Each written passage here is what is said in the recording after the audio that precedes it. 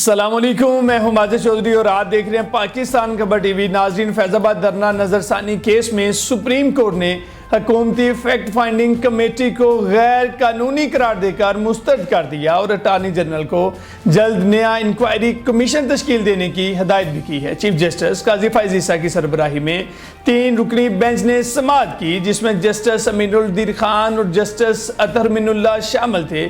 Chief justice काजी फैज़ ईसा ने इस्तफसार किया कि मिस्टर अबसार आलम कहाँ हैं। Attorney general Mansoor Usman Awan rostrum पर आकर कहा कि अबसार आलम रास्ते में हैं। चीफ जस्टिस ने कहा कि अबसार आलम ने अपने बयान में वजारत दफा के मुलाजम पर संगीन इल्ज़ाम आयद किए हैं। चीफ जस्टिस ने अटॉर्नी जनरल से सवाल किया कि क्या आप इन इल्ज़ामात के बाद भी नजरसानी दरखास्त वापस लेना चाहते हैं।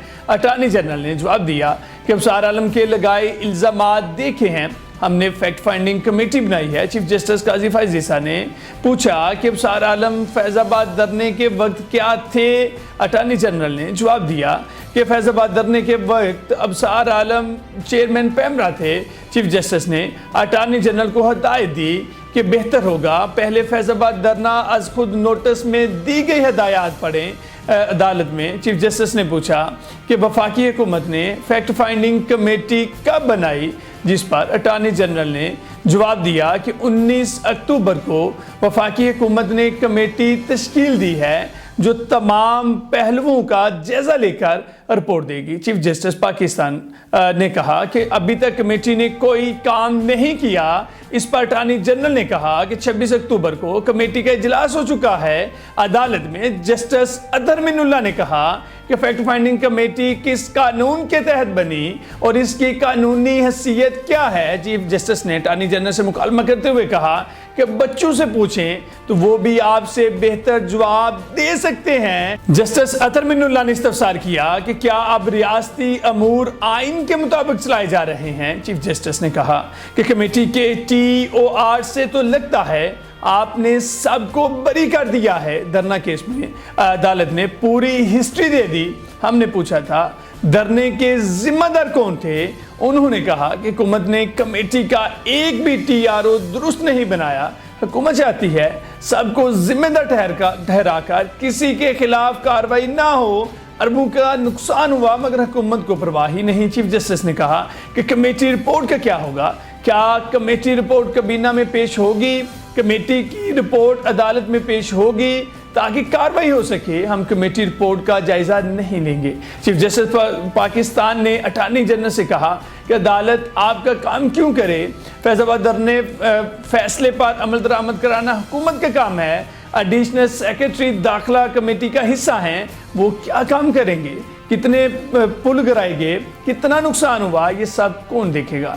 अदालत में अटॉर्नी जनरल ने कहा कि हुकूमत ने कमेटी सिर्फ तहकीकात के लिए बनाई है, कमेटी अपनी रिपोर्ट के साथ सिफारिशात देगी। चीफ जस्टिस काजी फैज़ ईसा ने कहा कि फैक्ट फाइंडिंग कमेटी सिर्फ एक कागज का टुकड़ा है, एक कागज के टुकड़े से मुल्क नहीं चलाया जा सकता।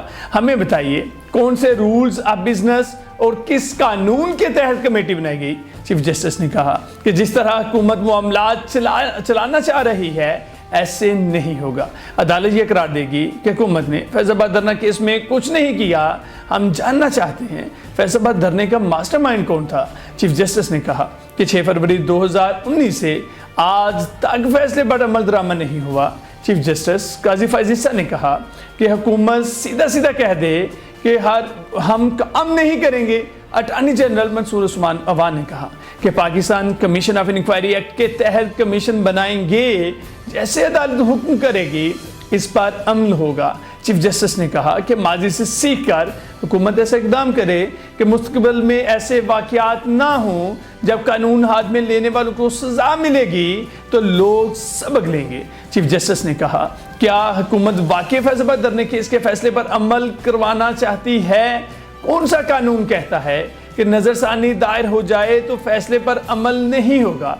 क्या हुकूमत ने कैनेडियन हुकूमत से रब्ता किया था। क्या लोग कनाडा से यहाँ आकर धरने में शामिल हुए थे। कोई नहीं पूछेगा। चीफ जस्टिस काजी फैज ईसा ने कहा कि हुकूमती कमेटी के TOR से तो सब बरी हो जाएंगे मुआज़रत के साथ, लेकिन ये कमेटी काबिल कबूल नहीं है। अदालत इस फैक्ट फाइंडिंग कमेटी से खुश नहीं है। चीफ जस्टिस काजी फैज ईसा ने कहा कि हुकूमत की बनाई गई कमेटी गैर कानूनी है। इस फैक्ट फाइंडिंग कमेटी के सामने कोई पेश नहीं होगा। जस्टिस अतर मिनुल्लाह ने कहा कि सुप्रीम कोर्ट ने फैजाबाद धरना केस में तारीखी फैसला दिया। जब तक आईन और कानून पर अमल दरामद नहीं होगा, लोगों की तकालीफ खत्म नहीं होंगी। जस्टिस अतर मिनुल्लाह ने कहा कि ये मुल्क सिर्फ इशराफिया के लिए नहीं है, 70 साल से मुल्क में इशराफिया का कब्जा है। चीफ जस्टिस ने कहा कि एक शख्स को इम्पोर्ट करने का मकसद क्या उस वक्त की हुकूमत को बरतरफ करना था? क्या दोबारा एक शख्स को इम्पोर्ट करके मुस्तकबिल में भी खिदमात ली जाएंगी? क्या कनाडा से आए इस शख्स ने अपने टिकट की अदायगी खुद की थी? मुमकिन है कमेटी तहकीकात से ये भी तयन हो जाए पैमरा और इलेक्शन कमीशन उस वक्त आज़ाद नहीं थे। सुप्रीम कोर्ट ने हुकूमती फैक्ट फाइंडिंग कमेटी मुस्तरद कर दी और अटॉर्नी जनरल को जल्द न्याय इंक्वायरी कमीशन तश्कील देने की हदायत कर दी है। अब तक के लिए इतना ही। अपने मेज़बान माजिद चौधरी को दीजिए इजाज़त। मिलते हैं अगले व्लॉग में। अल्लाह हाफिज़।